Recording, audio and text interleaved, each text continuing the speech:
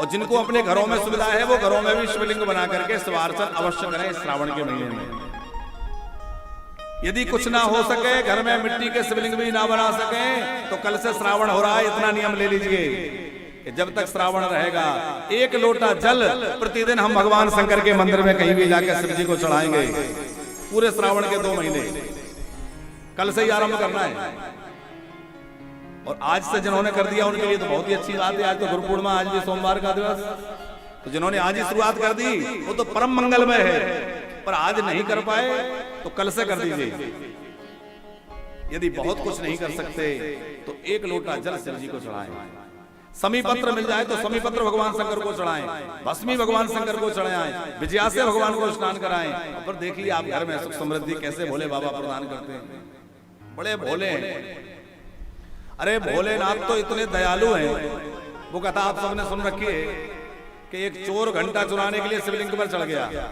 घंटा ऊंचाई पर था और कोई साधन ऊपर जाने का था नहीं, तो सोचा कि शिवलिंग पे खड़ा हो जाता हूं। शिवलिंग पे बैठ के खड़ा होकर के घंटा उतारने लगा। भोले बाबा प्रसन्न हो गए, वरदान मांगो। तो कांप गया, पर वो वरदान मांगो, अरे मैंने क्या सेवा करी है? भोले बाबा बोले कोई जल चढ़ाता है, कोई फल चढ़ाता है, कोई धतूरा चढ़ाता है, पर तू तो ऐसा भक्त मिला के पूरा चढ़ गया। ऐसा भक्त तो आज तक मिला ही नहीं, पूरा के पूरा मेरे ऊपर चढ़ गया। तो जो भैया चोरों पर भी दया करने वाले हैं, ऐसे भोले बाबा। श्री शिव महापुराण में गुण निधि का एक चरित्र है। अब संक्षिप्त में थोड़ा सा सुना दे बस। आप लोग जल्दी में तो नहीं है? अब आज तो कथा विश्राम होनी, 9 बजे तक भी चले तो कोई दिक्कत नहीं है ना। सेठानी जी तो ऐसे हो गए। अरे चिंता नहीं करो, बढ़िया प्रेम से सुनो। चैनल वाले 7 बजे तक सुनेंगे, बाकी हम लोग बैठे रहेंगे। भंडारा तो बढ़िया पाया ना, कर क्या चिंता है? चिंता नहीं करिए, समय से सब होगा। एक ब्राह्मण का पुत्र था, शिव महापुराण में कथा है अग्रवाल साहब। तो वो नाम तो था गुण निधि, पर उसमें कोई गुण नहीं था, अवगुणी था।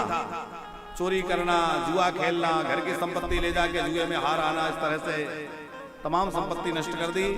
पिता दुखी हो गए तो घर से निकाल दिया। ये तो मेरे घर को अपवित्र कर रहा है, मेरे सदाचार को नष्ट कर रहा है, मेरे कुल की रीति सब समाप्त कर दिया, तो उसको घर से निकाल दिया। अब घर से निकाल दिया तो भूखा प्यासा 4 दिन तक भटकता रहा जंगल में, किसी ने कुछ दिया नहीं। और एक दिन उसने देखा शाम के समय तमाम लोग जो है पूजा की सामग्री और भोग की सामग्री लेकर बड़े बड़े थाल सर पे सजा करके और शिव जी के मंदिर की ओर जा रहे हैं। तो उसने सोचा कि ये भोग लगाएंगे तो कुछ ना कुछ प्रसाद खाने को मिलेगा। इस निमित्त से उनके पीछे पीछे छुपकर चला गया। उन लोगों ने शिवार्चन किया। उस दिन संयोग से महाशिवरात्रि थी। खूब उन्होंने शिव जी का पूजन किया, अर्चन किया, भोग लगाया। और रात्रि में जब अर्धरात्रि के बाद उन लोगों का थोड़ा निद्रा का झोंका आ गया, तो वो सब लोग तो थोड़ा निद्रा में चले गए। तो इसको लगा कि अब सब सो गए, भूखा था, कुछ खाने के लिए उठा कर ले आओ। गया और जैसे इसने कुछ उठाना चाहा तो वहां अंधेरा था, लोग तमाम सोए हुए थे, किसी आएगा। तो सोचा कि दीप की बात ही छोटी हो गई है, दीप बुझने वाला है, इसको थोड़ा सा बत्ती बढ़ा दूं, दीप जल जाएगा तो मैं प्रकाश में ठीक से भाग सकूंगा। अब बत्ती जलाने के लिए कपास उसको मिला नहीं, तो उसने क्या किया कि कंगोछा जैसे वस्त्र रखा था, कॉटन का वस्त्र, उसी को निकाला, उसी की बत्ती बनाई और दीपक में लगा दी। क्यों लगाई? चूंकि उसको तो उजाला करना था चोरी के लिए, कोई उसने दीपदान तो किया नहीं। अब वो भोग की सामग्री लेके भाग रहा था, तब तक जो है लोगों ने देखा अरे चोर है, चोर है, लोग पीछे चल भागे। ठोकर लग के सिर गिरा और सिर जो है पत्थर पर लगा। भूखा तो था ही, प्राण निकल गए। शिव महापुराण में ही कथा। अब उसके प्राण निकल गए तो उसको लेने के लिए शिव जी के गण आ गए। तो यमराज के दूतों ने कहा ये तो पापी है, इसको लेने क्यों आ गए? बोले इसने आज महाशिवरात्रि के उपलक्ष्य में, महाशिवरात्रि के अवसर पर भगवान शंकर के मंदिर में दीप जला करके प्रकाश किया है, इसलिए इसके सारे पाप नष्ट कर दिए गए, क्षमा कर दिए गए। अब ये शिवलोक को जाएगा। वो शिवलोक को गया। बाद में उसको जो है सहस्त्राक्ष नाम का राजा के रूप में जन्म मिला, राजा बना।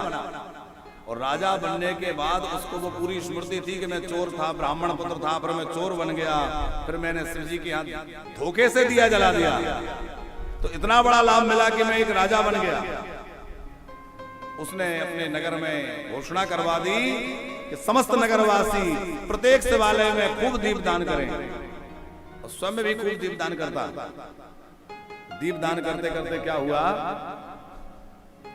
जब उसका वो देह पूरा हुआ, फिर शिवलोक को गया, अनंत काल तक शिव जी के शरणों में रह करके, और वह विश्वस्वरवा ऋषि के यहाँ कुबेर के रूप में उसका जन्म हुआ, और वही धनाध्यक्ष कुबेर बन गया। आज भी कुबेर बन करके वो भोले बाबा की शरण में है। और कहां तो भोजन के लिए भटक रहा था, और कहां धन का अधिपति देवता। कुबेर जो है वो देवताओं के केसियर हैं, सारा माल खजाना वही संभालते हैं। तो उस पद पर भगवान शंकर ने बिठा दिया। तो भोले बाबा के यहाँ एक दीप दान करने वाले को भी भोले बाबा इतना देते हैं। भोले बाबा जैसे देने वाला कौन होगा, है?